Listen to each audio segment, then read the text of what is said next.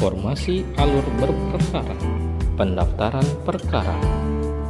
Pihak berperkara datang ke Pengadilan Agama Setabat dengan membawa surat gugatan atau permohonan. Pihak berperkara menghadap petugas meja pertama dan menyerahkan surat gugatan atau permohonan minimal 6 rangkap beserta fotokopi kutipan akta nikah yang telah ditempeli materai dan cap pos dan fotokopi KTP untuk perkara perceraian.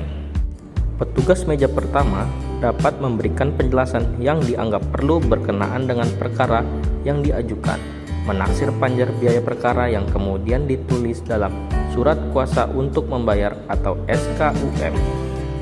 Pihak berperkara membayar panjar biaya perkara ke bank yang ditunjuk, yang besarnya sesuai dengan jumlah yang tertera pada surat kuasa untuk membayar atau SKUM. Pemegang kas atau kasir menandatangani surat kuasa untuk membayar atau SKUM dan membubuhkan nomor urut perkara dan tanggal penerimaan perkara dalam surat kuasa untuk membayar atau SKUM.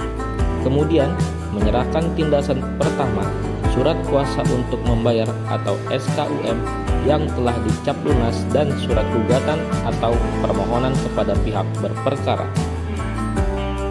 Tahapan-tahapan penanganan perkara di persidangan. Upaya perdamaian. Pada perkara perceraian seperti cerai gugat dan cerai talak, hakim wajib mendamaikan kedua belah pihak berperkara pada setiap kali persidangan.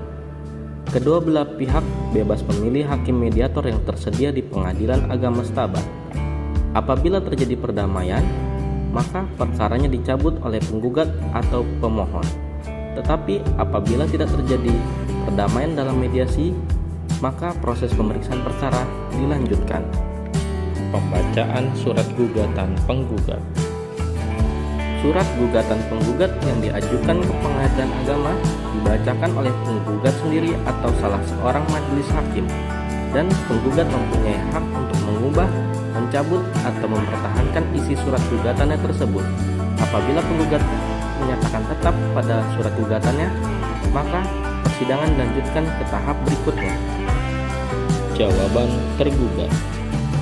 Pada tahap ini, tergugat diberi kesempatan untuk mengajukan jawabannya, baik ketika sidang hari itu juga atau sidang berikutnya. Pada tahap jawaban ini, tergugat dapat pula mengajukan eksepsi ataupun tangkisan atau rekonvensi ataupun gugatan balik. Replik penggugat. Setelah tergugat menyampaikan jawabannya, kemudian si penggugat diberi kesempatan untuk menanggapinya sesuai dengan pendapat penggugat. Pada tahap ini, mungkin penggugat tetap mempertahankan gugatannya atau bisa pula merubah sikap dengan membenarkan jawaban atau bantahan tergugat. Duplik tergugat. Setelah penggugat menyampaikan repliknya, kemudian tergugat diberi kesempatan untuk menanggapinya atau menyampaikan dupliknya. Dalam tahap ini dapat diulang-ulangi sampai ada titik temu antara penggugat dengan tergugat. Apabila acara jawab-menjawab dianggap cukup oleh hakim dan masih ada hal-hal yang tidak disepakati oleh kedua belah pihak, maka hal ini lanjutkan dengan acara pembuktian. Pembuktian. Pada tahap ini, penggugat dan tergugat diberi kesempatan yang sama untuk mengajukan bukti-bukti, baik berupa bukti surat maupun saksi-saksi secara bergantian yang diatur oleh hakim. Kesimpulan para pihak.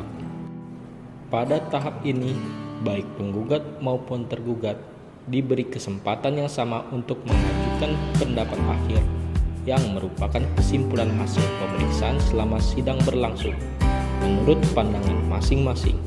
Kesimpulan yang disampaikan ini dapat berupa lisan dan dapat pula secara tertulis. Musyawarah Majelis Hakim. Rapat permusyawaratan majelis hakim bersifat rahasia.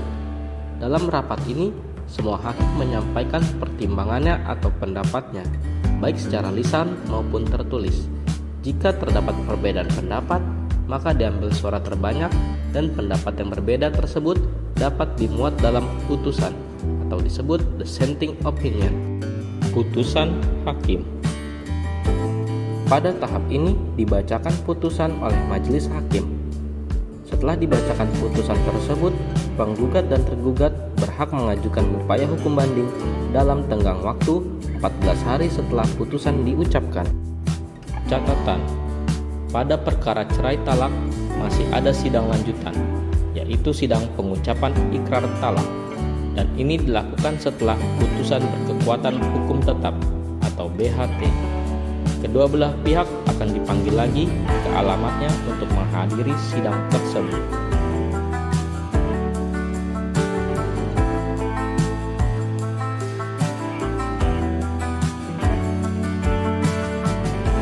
Assalamualaikum warahmatullahi wabarakatuh.